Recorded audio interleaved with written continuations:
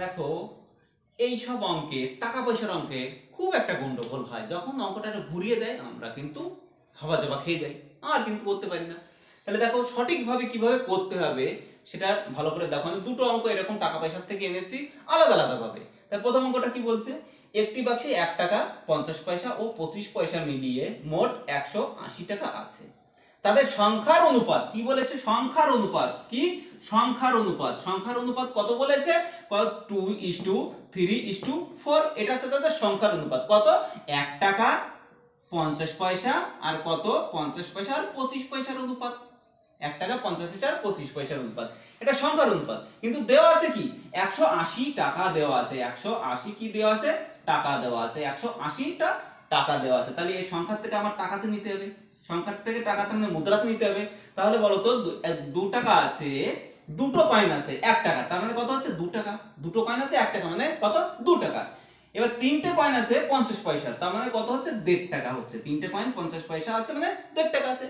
আর 25 পয়সা 4টে কয়েন আছে, তার মানে কি 1 টাকা হচ্ছে। 4টে কয়েন 4টা 25 পয়সায় 1 টাকা হচ্ছে। তাহলে 2 3 4 4.5 টাকা, কত হচ্ছে টোটাল 4.5 টাকা। এই 4.5 টাকা সমান সমান কত বলেছে, 180 টাকা। তাহলে একে কত, 4.5 টাকা। আর উত্তর কি চেয়েছে দেখো, 50 পয়সার সংখ্যা কত। তাহলে 50 পয়সার সংখ্যার অনুপাত কত, 3। তাহলে গুণ 3 করে দিতে হবে। এবার এটা দশমিকের জন্য উপরে কি করো, 100, 0 0 কেটে দাও, 3 দিয়ে কাটো, 3 15 45। এবার 5 দিয়ে কাটো, 5 3 5 15, 5 দিয়ে কাটো, 5 20 100, 3 দিয়ে কাটো, 3 6 18। তাহলে 6 দুগুণে কত, 12, মানে 120। এবার দেখো 120 কোন অপশনে আছে, অপশন এ। তাহলে এ ইজ দা রাইট অ্যান্সার। দেখো পরের প্রশ্নটা, আগে টাকা পয়সা অঙ্ক করিয়েছি, এটাও টাকা পয়সা অঙ্ক।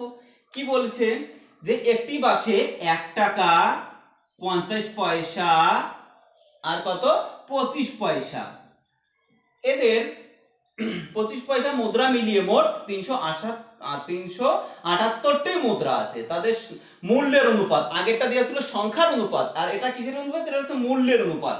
এটা কিসের অনুপাত, এটা হচ্ছে মূল্যের অনুপাত। কত আছে, 13:11 কত, 7। এটা হচ্ছে মূল্যের অনুপাত। তার মানে এই কয় টাকা করে আছে, এই কয় টাকা করে আছে। আগেরটা কিন্তু অনুপাতের ছিল, যে সংখ্যার অনুপাত, আর এটা হচ্ছে মূল্যের অনুপাত। এবার কি বলেছে দেখো, কত, 378টি মুদ্রা আছে। 378টি মুদ্রা আছে। তাহলে 378টি, এটা হচ্ছে সংখ্যা, কিন্তু এখান থেকে আছে কি, মুদ্রা। কিন্তু এটা হবে না, এটাও কি করতে হবে, আমার সংখ্যাতে এনে নিতে হবে। আমার কিছু নিতে হবে, সংখ্যাতে এনে নিতে হবে। তাহলে কি, এই 13 টাকা, 13 টাকা আছে, এর মধ্যে কয়টা 1 টাকা আছে, নিশ্চয়ই 13টা 1 টাকা আছে। 11 টাকা, 11 টাকার মধ্যে 50 পয়সা কয়টা আছে, নিশ্চয়ই 22টি আছে 50 পয়সা। 7 টাকার মধ্যে 25 পয়সা কয়টা আছে, 4 7 28টি 25 পয়সা আছে। এবার সবগুলো কি করবো, আমি যোগ করে দেবো। 8 আর 3 10 আর 3 13, হাতে আমার 1 4 5 আর 1 6 63 সংখ্যা, এটা আছে টি, 63টি, সবগুলো হচ্ছে কত, 63টি আছে। এবার এই 63 সমান সমান আমার কত বলেছিল, 378টি। তাহলে একে কত, 63। আর দেখো উত্তরে কি এসেছে, 50 পয়সার মুদ্রা কত, 50 পয়সার কত মুদ্রা, গুণ 11। তাহলে কাটাকাটি করো, 3 7 5 6 30 6 6 6 দিয়ে যাবে, 3 6 18 6 6 11 কত, 66। 6 11 66, 66 আছে কিন্তু 50 পয়সা, 66টি 50 পয়সা। আমার উত্তরে চেয়েছে দেখো 50 পয়সা মুদ্রার সংখ্যা কত। আমার এটা তো কি করেছে, তো টাকা বেরিয়েছে, এটা টাকা বেরিয়েছে। এবার এটা কি করতে হবে, আমার সংখ্যাতে নিতে হবে। সংখ্যাতে নিতে গেলে 50 পয়সা দুটো করে থাকে, একটা 50 পয়সা কত করে, দুটো থাকে। তাহলে 6 দুগুণে 12, 6 দুগুণে 12 রাখে 13।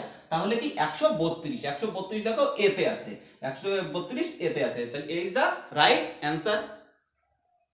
দেখো পরের অঙ্ক কি বলছে, এবিসি গ্লাসের আয়তনের অনুপাত 1:3 এবং তাদের সিরাপ ও জলের অনুপাত 1:2 2:3 3:2।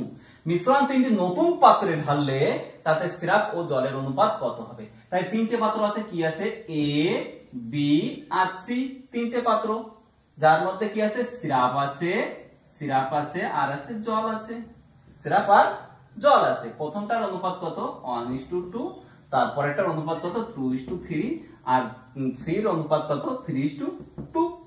এবার দেখো কি করব, এই দুটো কি করব যোগ করব, এই দুটো কি করব যোগ করব, এই দুটো কি করব যোগ করব। তাহলে কথা হলো এবার এই যে যোগফলটা যেটা এটা আমি কি করব, এটা আমি লসাগু করে দেবো, এটা আমি কি করব লসাগু করে দেবো। তাহলে এটা লসাগু কত দাঁড়াবে, এটা লসাগু দাঁড়াবে 15। তাহলে 15 যদি দাঁড়ায় তাহলে প্রথমটা কত হবে 3 5 15 3 আর এটাও কত 3। এইবার দেখো তারপরে প্রথমে কি বলেছিল 1:2:3 এদের আর কি ছিল এদের আয়তন অনুপাত। এবার প্রথমটা ছিল 1, তারপরটা ছিল কত 2, তারপরটা কত ছিল 3। এ গুণ করলে কত হবে 5, 3 দুগুণে 6 আর 3 3 9। এই 5 দিয়ে আমি এই 1 কে গুণ করব, এই 5 দিয়ে আমি 2 কে গুণ করব। তাহলে কত হলো, তাহলে হলো 5 অক্ষে 5, 5 দুগুণে কত 10। এই 6 কে আমি 2 এর সঙ্গে গুণ করব, এই 6 কে আমি 3 এর সঙ্গে গুণ করব। তাহলে 6 দুগুণে 12 আর আছে 3 6 কত 18। তারপরে 9 দিয়ে কি করব, এটা 3 এর সঙ্গে গুণ করব আর 9 দিয়ে 2 এর সঙ্গে গুণ করব। তাহলে কত 3 9 27 আর 9 দুগুণে কত 18, 9 দুগুণে 18। যোগ করো এবার 8 8 16, 6 হাতে আমার 1 46 আর এটা কত 7 9 9 5 14 হাতে আমার 1 3 4 44। এবার কাটাকাটি করো, কাটাকাটি করলে কত হচ্ছে আমার 2 দিয়ে কাটো, 2 দুগুণে 4, 2 দুগুণে 4 ইস্টু কত 2 দুগুণে 4 3 দুগুণে 6, তার মানে 22:23। 22:23 দেখো কত অপশন ডি, অপশন ডি তে আছে। তাহলে D is the right answer. দেখো এত বড় অঙ্ক, এগুলো কি আমি করার সময় অনেক বড় করেই করেছি। যখন পুরোপুরি ভাবে এটা দেখে শিখে যাবে তখন কিন্তু অনেক শর্ট ভাবে করতে পারবে। এটা তো আমার পুরো ডিটেইলসে করাতে হচ্ছে না, তার জন্য একটু বড় হচ্ছে। দেখো পরের অঙ্ক কি বলছে, কোন ত্রিভুজের 3টি বাহু কত 5 6 আর কত 8 এর সমানুপাতিক। বৃহত্তম ও ক্ষুদ্রতম, বৃহত্তম ও ক্ষুদ্রতম সংখ্যার সমষ্টি মানে যোগ, সমষ্টি মানে যোগ। তাহলে 8 আর 5 কত 13, এই 13 এর মান কত বলেছে, 13 এর মান 39। তাহলে একে কত 3 13 39। এবার বলেছে যে মধ্যটির দৈর্ঘ্য কত, মাঝখানে কত আছে 6 আছে। তাহলে এই 6 আর 3 কি করতে হবে গুণ করতে হবে, 3 6 কত 18, 3 6 18। দেখো 18 কত আছে অপশন সি। তাহলে C is the right answer. দেখো শিখতে পেরেছো কিনা।